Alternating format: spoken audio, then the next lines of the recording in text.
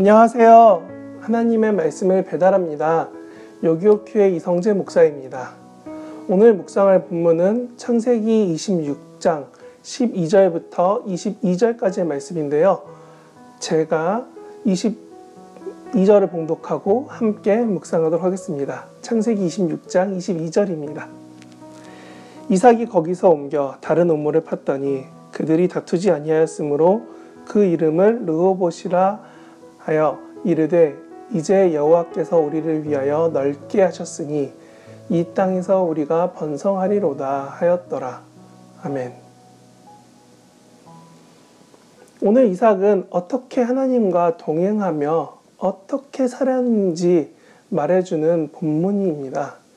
하나님의 크신 계획을 기대하며 소망하는 우리 요셉 청년부 여러분들에게 이 본문이 하나님의 위로가 되시기를 진심으로 바랍니다. 하나님과 큰일 없이 무탈하게 함께 온 이삭의 삶은 오늘 본문 12절 13절과 같이 농사에서 열매가 100배나 거치며 거부가 되었다고 합니다. 이는 다르게 보면 후기 청동기 사회에서 이삭은 목축업뿐만이 아니라 농업에서도 커다란 이익을 얻고 그 당시 그 지역에서 커다란 부를 가지게 되었다 해서 거부가 되었다라고 기록되어 있는 것입니다.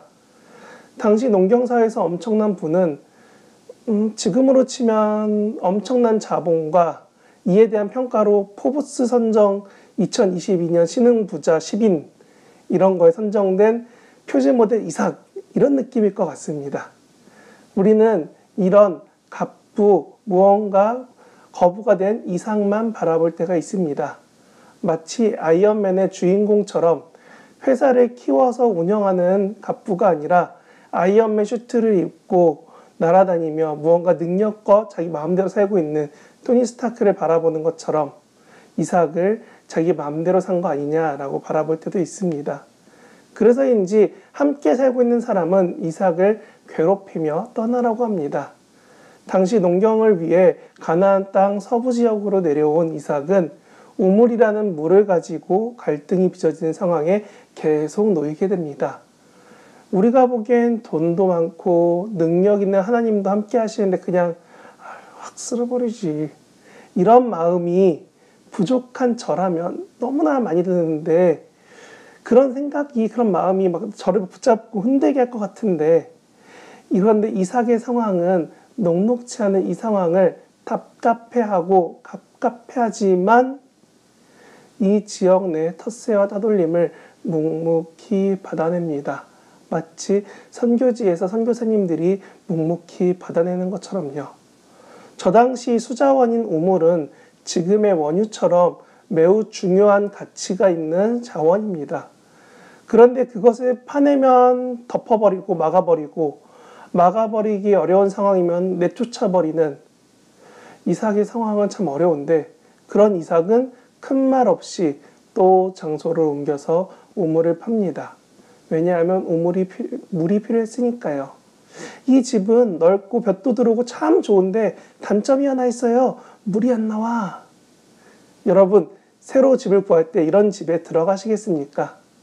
물이 끊긴 이삭은 또 이동합니다. 이렇게 여러 차례 다툼이 없이 이동하는 그 이삭의 마음은 어떠했을까요?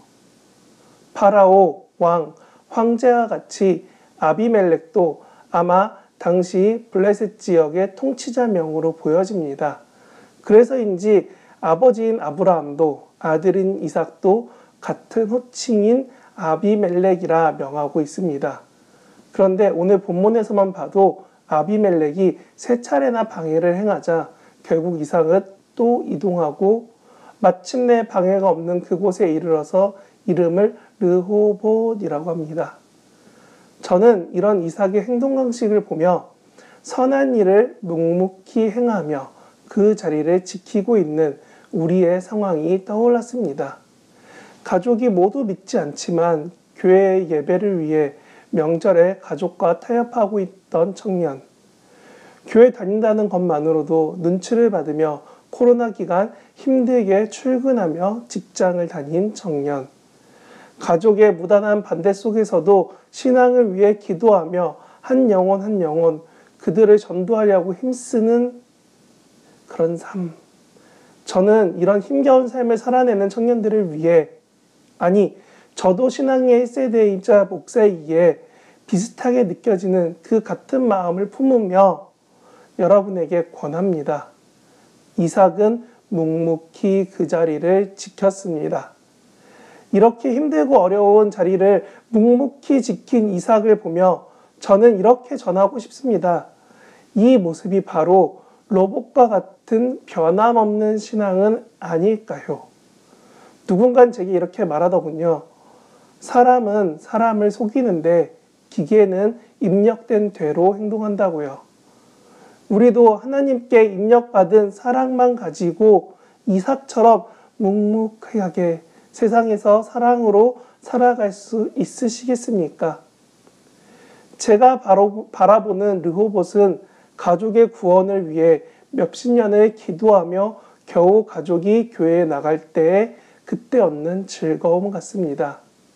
제가 인지하는 르호봇은 하나님이 다툼의 자리가 아니라 인도하심의 자리, 예비하심의 자리로 그렇게 위로하시고 응답하신 결과로 보여집니다. 그런데 드디어 저 자리에 그 르호봇에 이르기 위해선 우리도 한 가지 결심이 필요합니다. 끊임없이 묵묵히 기도하며 기다리는 그 순종이 필요합니다.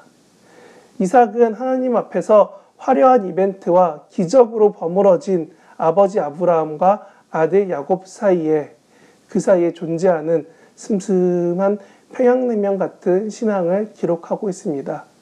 이런 짧고 무난해 보이는 글들 뒤에는 하나님을 전적으로 신뢰하는 이삭을 우리는 모두 알게 됩니다. 나는 오늘 이삭과 같이 묵묵히 지켜갈 일은 무엇입니까? 나는 로봇처럼 하나님이 입력하신 은혜로 사랑으로 살아가려면 어떻게 해야 되겠습니까?